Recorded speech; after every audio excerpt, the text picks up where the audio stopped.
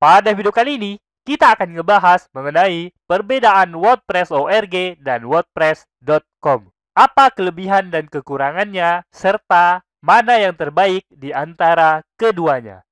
Penasaran? Yuk simak semuanya dalam video kali ini.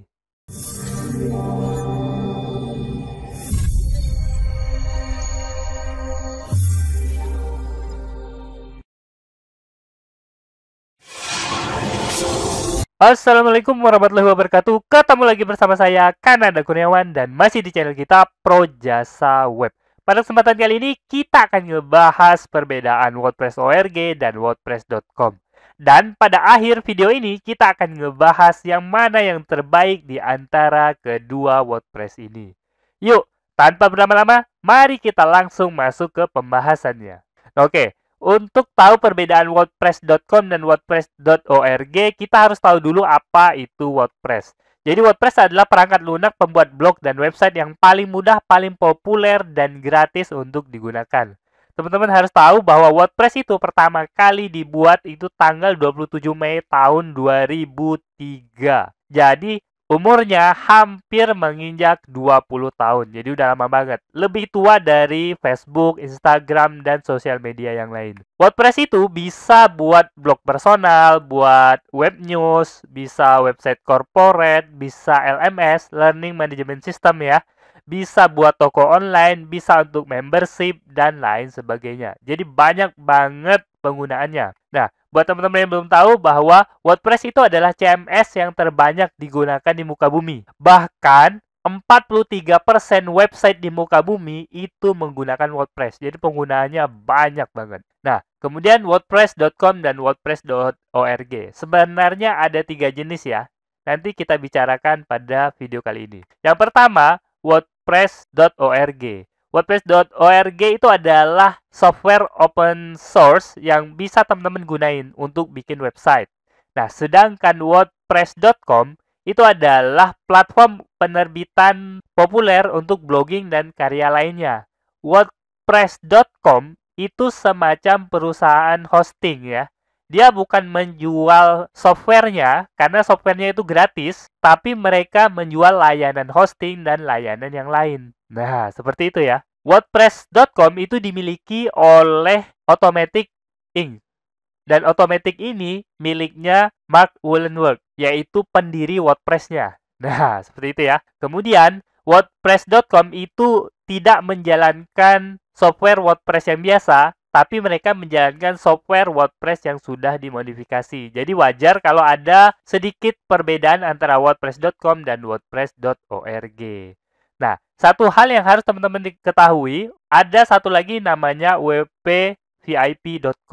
Nah, wpvip.com ini buat pelanggan VIP ya, semacam layanan yang lengkap, hosting, domain, dan servis yang lain ya. Jadi khusus buat VIP. Buat harganya itu sekitar $2.000 per bulan atau sekitar 28,7 juta per bulan. Jadi betul-betul pelanggan VIP. Jadi jangan sampai ada yang berpikiran bahwa WordPress itu hanya buat orang yang belajar atau hanya buat website biasa gitu. Tapi corporate juga pakai WordPress loh, bahkan bayarannya itu sampai puluhan juta per bulan. Oke, sekarang kita masuk ke perbedaan. Perbedaan WordPress.com dan WordPress.org. Nah, yang pertama itu adalah biaya ya. Biaya WordPress.org. Nah, WordPress.org itu gratis scriptnya. Nah, artinya skripnya bisa teman-teman gunakan tanpa membayar sedikit pun. Tapi untuk menggunakan skrip tersebut, teman-teman harus beli domain dan hosting. Untuk hosting sendiri kan ada banyak jenisnya ya. Ada shared hosting, ada VPS, ada cloud, dan sangat bervariasi harganya. Ini salah satu contoh harga domain dan hosting. Artinya beli hosting itu gratis domain. Itu sekitar 600 ribuan kalau teman-teman beli di Niaga Hoster. Dan harganya sekitar segitulah ya kalau hosting di Indonesia. Ini contohnya ya. Nah itu, sekitar 637.500 per tahun. Kalau teman-teman bayar per tahun ya. Kalau bayar bulanan itu berarti 50-an ribu setiap bulan. Nah itu pertama. Untuk biaya WordPress.org. Nah, kemudian WordPress.com. Berapa biayanya? Nah, WordPress.com itu ada paket gratis. Artinya skripnya gratis, domainnya gratis, dan hostingnya gratis. Nah, tapi kalau domain gratis itu teman-teman cuma dapat subdomain. Nama teman-teman atau nama toko, misalnya toko bla bla bla .wordpress.com. Nah, itu yang gratis ya, bukan domain .com-nya gratis. Nah, itu. Nah, kalau teman-teman pakai paket berbayar, nah teman-teman akan dapat domain gratis. Nah, itu juga kelebihannya. Tapi biayanya itu sekitar 900 ribuan per tahun. Nah, jadi lebih mahal ya daripada teman-teman pakai wordpress.org. Nah, ini kira-kira paket harga dari wordpress.com. Teman-teman bisa lihat ada 78.000 per bulan, ada 100 ribuan, ada 400 ribuan, sampai 700 ribuan per bulan. Dengan berbagai macam kelebihan dan kekurangannya. Nah, kalau teman-teman pengen ngebandingin wordpress.com yang gratisan sama yang berbayar, nah ini ya. Kalau yang gratisan itu tema yang teman-teman dapatkan itu hanya beberapa puluh ya. Tapi kalau teman-teman bayar itu temanya banyak banget. Jadi ada banyak kekurangan kalau teman-teman pakai wordpress.com yang gratisan. Nah, seperti itu. Itu dari segi biaya. Selanjutnya dari segi hosting. Nah, hosting buat wordpress.org itu teman-teman harus mengelola sendiri. Artinya teman-teman beli, kemudian teman-teman kelola sendiri hostingnya. Dan hosting itu harganya tentu tergantung pilihan teman-teman. Kalau teman-teman beli hosting yang murah, ya murah harganya ya. Tapi ada juga hostingan yang mahal banget, bisa sampai jutaan per bulan. Dan tentu aja mengenai hosting ini, teman-teman harus belajar cara mengelola hosting. Saya sarankan teman-teman itu memulai dari set hosting. Set hosting itu ya yang 600 ribuan itu ya per tahun. Kemudian nanti ketika kunjungan sudah mulai banyak, teman-teman bisa kembangin ke VPS. Kemudian berikutnya, teman-teman bisa kembangin lagi ke dedicated hosting. Nah, sedangkan WordPress.com itu dikelola oleh tim ahli dari WordPress.com. Teman-teman nggak perlu mengelola hostingnya. Kalau teman-teman pakai WordPress.com gratis, itu teman-teman dapat space 3 GB. Kalau untuk personal yang berbayar itu ya, yang sekitar 900 ribuan per tahun, itu sekitar 6 GB space hostingnya. Nah, selanjutnya yang premium itu 13 GB, dan untuk bisnis dan e-commerce itu 200 GB. Jadi bervariasi ya, tergantung besaran paket yang teman-teman gunakan. Nah, selanjutnya, untuk nama domain, kalau teman-teman pakai wordpress.org, itu teman-teman harus beli domain sendiri. Pilih sendiri, beli sendiri. Jadi bisa aja teman-teman dapat domain yang murah gitu ya. Atau teman-teman bisa pilih sesuai kesukaan teman-teman. Nah, bebas mau beli di mana dan pakai ekstensi apapun. Pakai .co.id, pakai .com, pakai .org, .net. Kalau pakai WordPress.com yang gratisan, maka teman-teman akan menggunakan subdomain. Artinya bla bla bla .wordpress.com. Mungkin nama toko teman-teman itu adalah toko amanah misalnya. Berarti toko amanah.wordpress.com. Nah, kemudian kalau teman-teman pakai paket berbayar, teman-teman akan dapat domain gratis. Sama juga teman-teman bebas memilih pakai ekstensi apapun. Oke, selanjutnya itu adalah bandwidth. Bandwidth itu artinya transfer data yang terjadi. Kalau untuk wordpress.org itu tergantung pilihan hostingnya. Kalau set hosting, teman-teman harus hati-hati ya, dibaca betul-betul ketentuan mereka. Berapa banyak bandwidth yang mereka izinkan. Kalau untuk Amazon dan Google, teman-teman jangan asal uji coba ya. Teman-teman harus baca dulu. Karena untuk Google Cloud dan Amazon, itu bandwidth-nya akan dikenai biaya tambahan. Kalau terlalu berlebihan gitu ya, akan dikenai biaya tambahan. Bisa jadi bulan berikutnya tagihannya akan bengkak banget. Nah, itu harus dibaca dulu.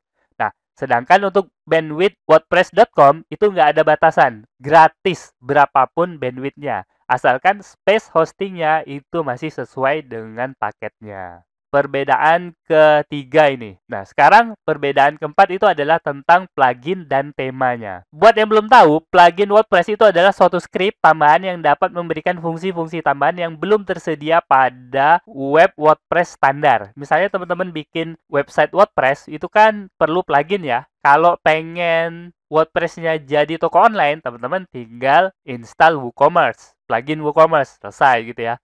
Teman-teman juga bisa bikin website membership, tinggal diinstal aja pluginnya. Bisa bikin website Learning Management System juga ada pluginnya, tinggal diinstal. Sedangkan tema itu adalah tampilan dari website teman-teman. Jadi plugin dan tema ya. Kalau WordPress.com itu sangat terbatas, hanya yang disediakan oleh mereka. Sedangkan WordPress.org itu plugin dan temanya bebas diinstal. Teman-teman dapat dari mana juga bebas, silakan diinstal. Tapi resikonya pada diri teman-teman sendiri ya. Biasanya tema dan plugin yang didapatkan secara tidak sah, biasanya itu ada script-script yang tidak baik dan bisa mempengaruhi website teman-teman. Teman-teman bisa lihat itu ya, plugin yang tersedia gratis itu hampir 60.000 plugin. Bebas dipakai gratis dan banyak banget kegunaannya. Nah, sedangkan tema itu sekitar 9 ribuan tema gratis, bebas teman-teman pakai. Nah, bahkan teman-teman kalau ngerti coding, teman-teman bisa bikin plugin dan tema sendiri. Misalnya pengen fungsi tertentu, teman-teman tinggal bikin aja pluginnya atau temanya, bisa teman-teman pakai sendiri. Nah, jadi fleksibel banget kalau teman-teman pakai wordpress.org. Berikut ini saya akan tunjukkan beberapa tema dan plugin yang bisa digunakan pada wordpress.org ya. Nah, ini contohnya. White House Gedung Putih ya. Ini adalah website resmi pemerintahan Amerika Serikat. Nah, teman-teman bisa lihat temanya ini sudah dikostumasi oleh mereka ya. Tidak lagi tema-tema yang biasa dijual gitu ya. Jadi tema khusus yang mereka kembangkan. Jadi menarik banget kan? Nah, seperti itu. Itu White House pakai WordPress ya. Nah, ada juga Facebook. Nah, Facebook atau sekarang disebut dengan Meta ya. Mereka juga untuk newsroomnya itu pakai WordPress. Dan tentu aja temanya udah disesuaikan dengan tema Facebook ya. Teman-teman bisa lihat ini ya. Pendataannya, gambar-gambarnya, semuanya sudah disesuaikan oleh mereka. Kemudian ada juga Microsoft yang juga pakai WordPress ya. Ini sesuai dengan tema dari mereka sendiri. Jadi ada plugin dan tema yang bisa teman-teman buat dan ada plugin dan tema yang bisa teman-teman install secara gratis. Itu hanya kalau teman-teman pakai wordpress.org. Kalau wordpress.com itu nggak bisa ya. Wordpress.com itu pakai plugin dan tema yang mereka sediakan aja. Nah, selanjutnya perbedaannya itu adalah pada kostumasinya. Kemudahan untuk kostumasi. Kalau wordpress.org itu mudah banget, bebas dikostumasi. Udah disebutkan sebelumnya ya. Berapapun plugin yang teman-teman mau install itu bebas, nggak ada batasan sama sekali. Kemudian teman-teman bisa menginstal Google Analytics dan Google Search Console. Buat teman-teman yang udah paham Google Analytics, Google Search Console, ini bisa diterapkan pada wordpress.org. Tapi kalau teman-teman pakai wordpress.com itu nggak bisa ya teman-teman. Teman-teman harus pakai fitur analitik dari wordpress.com. Jadi sayang banget ya, nggak bisa pakai analitik dan konsol. Selain itu, teman-teman bebas pasang plugin dan tema, ini udah kita bahas ya. Kemudian, teman-teman bisa juga menggunakan plugin dan tema teman-teman sendiri. Kalau teman-teman udah bisa mampu mengembangkan plugin dan tema, itu bisa dipakai di wordpress.org, bukan wordpress.com. Teman-teman juga bisa optimasi SEO. Nah, ini salah satu kelebihan wordpress.org. Kalau wordpress.com itu terbatas banget ya. Pluginnya pun yang mau diinstal nggak bisa gitu ya. Apalagi kalau mau optimasi SEO. Terbatas banget. Tapi kalau teman-teman pakai wordpress.org itu jadi gampang banget untuk optimasi SEO. Selain itu, untuk toko online itu juga terbatas. wordpress.org itu gampang banget bikin toko online-nya. Kalau wordpress.com itu bikin toko online harus bayar lagi ya. Artinya paket teman-teman harus dinaikkan, nggak bisa pakai paket personal. Nah, selain itu, yang menarik juga, hanya di wordpress.org teman-teman bisa install AdSense. Website teman-teman itu bisa dimonetisasi kalau teman-teman pakai wordpress.org. Kalau wordpress.com itu nggak mengizinkan teman-teman menginstal AdSense. Jadi rugi banget ya. Selain itu, teman-teman bisa mengubah foldernya. Bayangin aja ya, wordpress.org itu teman-teman bisa memindahkan WP kontennya untuk demi keamanan ya. Bahkan teman-teman bisa bikin website teman-teman jadi white label. Jadi orang nggak tahu kalau teman-teman pakai WordPress. Untuk kostumasi wordpress.org, batasannya itu hanyalah diri teman-teman aja gitu ya. Kreativitas teman-teman, kemudian kemampuan teman-teman dalam hal coding. Nah, kalau teman-teman punya kemampuan yang cukup tinggi dalam hal coding, itu banyak banget yang bisa dikerjakan pada wordpress.org. Nah, sedangkan wordpress.com itu sangat terbatas karena memang hanya boleh memakai segala hal yang sudah disediakan oleh perusahaan otomatik tadi ya. Yang terakhir, perbedaannya itu adalah pada tingkat kesulitannya. Kalau teman-teman pakai WordPress.com, maka itu bisa dibilang mudah karena tinggal dipakai. Tapi memang sangat terbatas ya. Nah, sedangkan kalau teman-teman pakai WordPress.org, itu kalau hanya pemakaian biasa, ya mudah memang penggunaannya. Tapi kalau teman-teman ingin mencapai potensi WordPress.org yang sesungguhnya, teman-teman harus rajin belajar. Jadi memang agak sulit ya. Jadi teman-teman harus rajin belajar, ada banyak yang harus dipelajari. Nah, pertama, tentu teman-teman harus belajar melakukan instalasinya. Kalau pengen lebih dalam lagi, teman-teman harus belajar coding, HTML, CSS, PHP, JavaScript gitu ya, agar teman-teman tahu apa yang dilakukan oleh script WordPress tersebut dan bisa memanipulasinya. Nah, seperti itu ya. Selanjutnya, teman-teman juga harus tahu seluk-beluk server karena terkait banget untuk melakukan optimasi. Kalau teman-teman nggak tahu server, maka teman-teman bisa aja beli server yang terlalu mahal. Atau justru beli server yang terlalu murah. Bisa jadi itu menjadi masalah buat website teman-teman. Nah, selain itu, teman-teman juga harus belajar digital security. Karena WordPress.org itu kan semua dikelola sendiri ya. Nggak ada orang yang bakal bantuin teman-teman, kecuali pihak hostingnya.